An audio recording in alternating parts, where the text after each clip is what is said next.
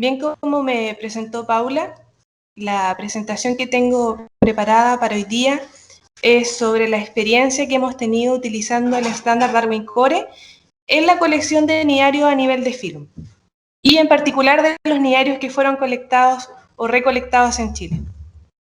Antes de comenzar, he preparado una breve introducción para más o menos comprender qué son los nidarios por un lado, porque no son animales muy conocidos por todos, y además también porque quiero explicar lo que es el estándar Darwin Core. Primero, los nidarios corresponden a invertebrados exclusivamente acuáticos, en menor proporción dulceacuícolas, pero principalmente marinos. Referente al número de especies, son alrededor de 11.000 especies descritas a nivel mundial, las cuales se distribuyen en 5 grupos o clases. Referente a esto último, de los grupos o las clases, actualmente se están haciendo varias modificaciones referentes a diferentes posiciones sistemáticas. Lo menciono para tenerlo como en consideración. Además, hay que mencionar que los nidarios tienen un esqueleto de tipo calcáreo, quitinoso o proteínico, presentan un tipo de simetría radial, pueden ser coloniales o solitarios, sésiles o móviles, y su reproducción puede ser de carácter sexual o asexual o tener alternancia de ella. Sin embargo, a pesar de tener esta morfología simple, han alcanzado un nivel de diversidad notable, dada su organización colonial y sus ciclos de vida. Estos últimos son bastante complejos y además no están descritos para todas las especies que han sido descubiertas hasta el momento. Respecto a la situación de Chile, según los estudios de Guzmán y Seifert 2008, los nidarios serían alrededor de 500 especies, las cuales están distribuidas en 4 clases: anthozoos, escifozoos, estaurozoos e hidrozoos. Los anthozoos son hexacorales, anémonas de mar, anémonas joya, y también están ahí los octocorales, gorgónidos, látigos de mar. Los escifozoos son medusas y los estaurozoos se conocen como medusas pedunculadas, pero realmente son pólipos con forma de medusa que se encuentran fijos a los sustratos. El sustrato de repente puede ser las frondas de algas, por ejemplo, algas pardas, entre otros. Y los hidrozoos son bastante interesantes de abordar porque en su mayoría son de vida colonial y son altamente polimórficos. Respecto a la colección de nidarios que tiene el Museo de Zoología de la Universidad de Concepción, podemos decir que está representada esta colección por 4 clases, 16 órdenes, 37 familias, 47 géneros, 58 especies y un total de 583 ejemplares. La colección presenta tipos, en particular solamente paratipos, y para mencionar e informar tenemos paratipos de las especies de Alcyoneum glaciophyllum, Alcyoneum jorgei, Alcyoneum barum, Alcyoneum yepayec, Anemones lacimartine, Antopleura radians, Incrustatus comawensi y Tetaciatus endesa. Ahora, como para entrar más de lleno en lo que se hizo referente al estándar Darwin Core, me parece muy importante mencionar que previo al llenado del estándar Darwin Core, hicimos un trabajo dividido en 2 etapas. El primero fue un trabajo interno de museo desde el año 2015 al 2017. Este trabajo lo desarrollé yo en solitario, y luego hicimos un trabajo que fue propiamente el llenado del estándar Darwin Core desde el 2017 al 2019. Eso sí, en este caso hicimos un trabajo teniendo la colaboración de una alumna en práctica, Catalina Toro, y además de la colaboración de un biólogo profesional recién egresado, que es Darío Navarrete. La primera etapa consistió en una revisión exhaustiva de la colección bajo protocolos internos de trabajo.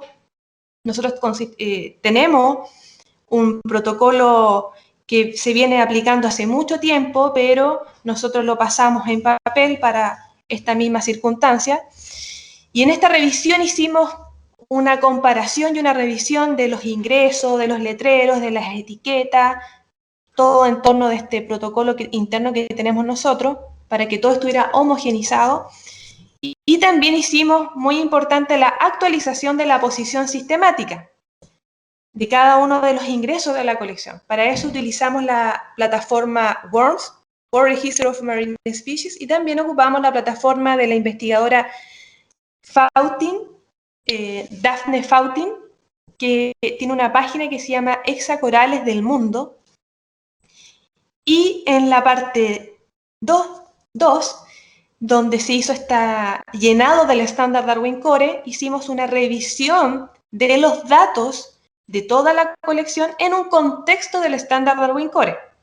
Por ejemplo, estimación de coordenadas geográficas o revisión de estas mismas. También hicimos una revisión de los nombres de regiones, provincias, comunas y, muy importante, sacamos fotografías de cada género y especie que teníamos en la colección. Esta tarea se la encargó a Darío Navarrete. Bueno, ¿qué es estándar Darwin Core? El estándar Darwin Core es un estándar que incluye una serie de términos, un total de 169, que en otros contextos pueden llamarse columnas, atributos o conceptos, los cuales tienen cada uno definiciones dentro de un vocabulario de marco controlado. En otros términos, podemos decir que el objetivo general de Darwin Core es facilitar el intercambio de información sobre la biodiversidad y, en términos más específicos, es documentar la información biológica que puede estar siendo brindada a través de museos, proyectos científicos, institutos de investigación, entre otros. ¿Y quién se encarga del desarrollo y la mantención de Darwin Core? Es la organización conocida como TADWIC por sus iniciales, que su nombre es Biodiversity Information Standards. Y además es importante mencionar que el estándar Darwin Core es uno de los estándares que ha sido reconocido y utilizado internacionalmente con alto nivel de eficacia. Para mayor información sobre qué es el estándar Darwin Core, hay un video informativo que acabo de dejar acá al final de la diapositiva que está disponible en la plataforma de YouTube. Y cabe destacar que toda esta información en torno al estándar Darwin Core ha sido basada en información que he recibido de un curso de la misma gente que mantiene el estándar Darwin Core y que está encargado de su manejo en diferentes tipos de instituciones. El estándar Darwin Core entonces se entiende que es un estándar diseñado con el propósito de crear un lenguaje común para publicar y documentar datos sobre registros de presencia, listas de especies, datos de eventos de monitoreo, y en el fondo lo que hace es facilitar la estandarización de esos mismos datos biológicos y también de dar una estructura a estos mismos datos. ¿Cómo nosotros llegamos al estándar Darwin Core? Primero hicimos un alto grado de comprensión por todos los involucrados, en este caso el equipo de trabajo donde yo estuve supervisando, la alumna en práctica, el otro alumno biólogo que se ofreció en términos ad honorem, y cada vez que íbamos llenando nuestra base de datos generábamos una instancia de verificación de los mismos para tener una menor proporción de sesgo en ellos mismos. Y como sugerencia es que la colección física, que puede estar ubicada ya sea en un instituto, en un museo, esté con altas condiciones de manejo y curatoría, porque no sacamos nada con tener una colección patas para arriba y sin embargo la tenemos digitalizada, no se entiende, porque en algún minuto esta colección puede ser consultada a raíz de esta misma digitalización. Y además porque eso es lo que tenemos que hacer como museo o como cualquier otra institución que tenga colecciones, tener nuestras colecciones en un alto nivel de manejo. Básicamente quise poner esta imagen de nuestras colecciones de un pasillo del museo y al lado un computador, porque al final pasamos de una colección física a un documento, a un archivo Excel que representa nuestra base de datos. Pero no es cualquier archivo Excel, sino que es un estándar, y un estándar reconocido y utilizado internacionalmente. Nosotros nos basamos en dos documentos principalmente para llenar este estándar, que fue la Guía para documentar registros biológicos de especies, proporcionada por el Ministerio de Medio Ambiente, y también ocupamos la Guía de referencia rápida de Darwin Core. Quiero que tomen en consideración lo siguiente. Aquí tengo una imagen de diferentes ejemplares de los niarios y nos vamos a sentar en uno que está al final, de color rojizo, donde se ve su etiqueta por el lado frontal y por el lado reverso. En el lado frontal se ve todo lo que es la información taxonómica, posición sistemática, determinador, y al otro lado todos los datos de colecta. Pero lo más importante acá es que nos centremos en el número de catálogo o número de ingreso, que es el 14735. Como mencionaba anteriormente, nosotros nos bajamos la guía de referencia rápida del estándar Darwin Core. Esto se encuentra en la página de TADWIC, dejo el link arriba de la diapositiva.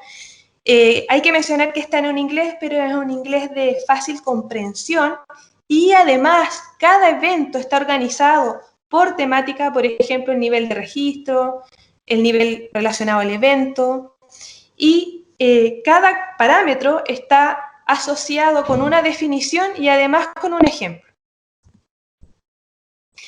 Quisiera mencionar un poquito cuáles son estos términos del estándar Darwin Core.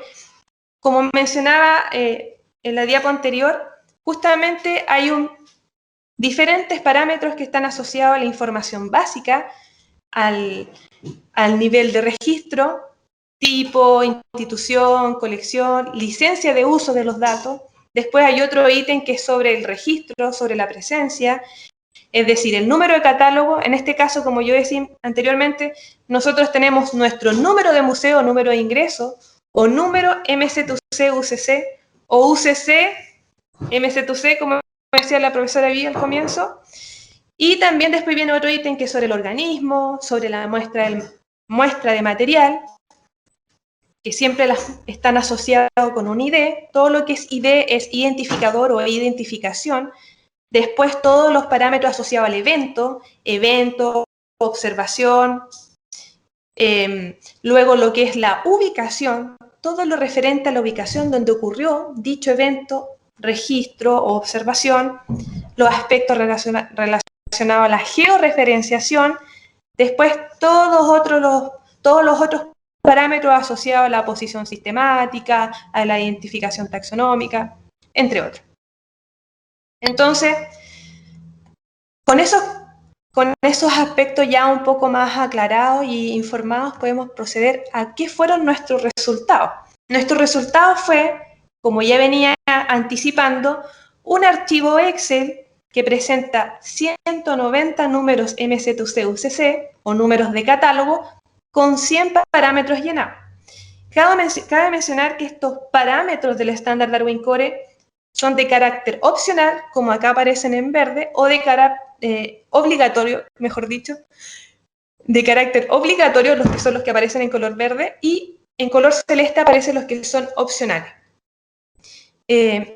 Por ejemplo, el ID de la ocurrencia es un ítem o parámetro que es la concatenación del número de catálogo con el código asociado a nuestra base de datos. Después viene el número de catálogo o nuestro número de museo, después comentarios sobre el registro biológico, sobre el estado del ejemplar, quién lo colectó, número de individuos, si aquel individuo está sexado, si está informado en la etapa de vida, entre otras. Después, a continuación, tenemos toda la información relevante a la localidad y a las coordenadas geográficas de esa ubicación. Tenemos región, provincia, comuna, y acá lo que les puede llamar la atención es que tenemos localidad original y localidad. Esto es muy importante de mencionar porque en algunos casos, en más de una ocasión, hay errores en la información que nos llega con los ejemplares. Por ejemplo, nos llega un ejemplar con una etiqueta que dice, la localidad dice Cajón del Maipo. Ya, obviamente yo vivo en Chile, vivía en Santiago y puedo decir, seguramente lo que quisieron poner fue Cajón del Maipo. Pero ¿dónde yo registro esa información que yo acabo de estar entregando en torno a la localidad original que tenía esa etiqueta de ese animal? En localidad. Por eso en el estándar, bien pensado lo hicieron, tenemos localidad original tal cual como se nos entrega, incluyendo errores, incluyendo que esté incompleta, etc. Y después nos da la opción de localidad con la posibilidad de incluir todas esas apreciaciones que hicimos al respecto. Y después toda la información referente a coordenadas, latitud, longitud, entre otros. Ahora, entonces, tal cual como muestra esa imagen de la ardillita, fue un trabajo bastante arduo. Sin embargo, para mí es muy importante mencionar los aspectos positivos con los que nosotros nos quedamos luego de hacer este trabajo, que fue desde la colección física a su digitalización. Y después la gran variedad de aspectos positivos con los cuales nosotros nos quedamos como institución y que pudimos brindar al resto de colecciones que hay ahora en el museo y que van a seguir estando. Primero pudimos hacer una revisión de la calidad informativa de nuestra colección. Acá justamente puse un pantallazo de nuestra base de datos donde se ven las coordenadas originales, que uno a simple vista puede decir, pero están completas. ¿Qué podría faltarle a eso? Bueno, le falta algo muy importante que es el datum geodésico. Cuando no está el datum geodésico, podemos decir que esa localidad, que al parecer completa por sus coordenadas, puede variar su precisión, es decir, donde exactamente se encontró el ejemplar, entre 1 a 5.6 kilómetros. Esto lo aprendí afortunadamente y agradezco al Ministerio de Medio Ambiente que brindó un curso de georreferenciación que todavía seguimos cursando en este caso, que nos enseñó, por ejemplo, ese importante y gran detalle, entre otras cosas más. ¿Para qué? Para que nuestros datos, no tan solamente fijarnos los datos básicos que estén completos, sino que en la calidad. Cuán precisos son, el alcance que pueden llegar a tener. Bueno, y acá en la parte inferior de la presentación tengo primero una tabla y al otro lado un gráfico. En la tabla vemos, por ejemplo, cuán completas están nuestros datos en torno a, por ejemplo, aspectos o parámetros básicos, pero hay un aspecto muy importante de mencionar que lo puse con una estrella, es que en el estándar Darwin Core justamente había dos parámetros, que uno que era categoría de conservación y el otro categoría IUCN, y que nos permite conocer si alguna de nuestras especies incluidas en la base de datos están categorizadas de una u otra forma. Ahora, en el gráfico de al lado, que es de barra, muestra en el eje Y el número de ejemplares y en el eje X el nombre de regiones.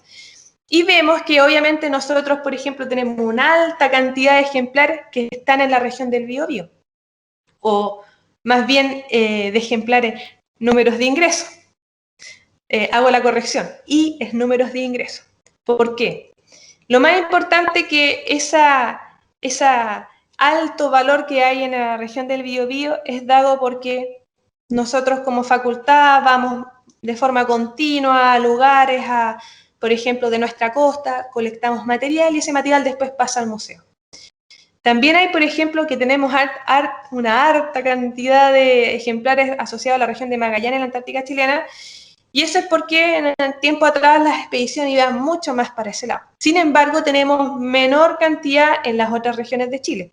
Entonces esto es importante porque después si queremos hacer una planificación para enriquecer nuestra colección, tenemos que darnos cuenta de qué regiones empezar a aumentar el esfuerzo de muestreo. También hay que mencionar que hemos tenido un respaldo informativo y fotográfico de la colección.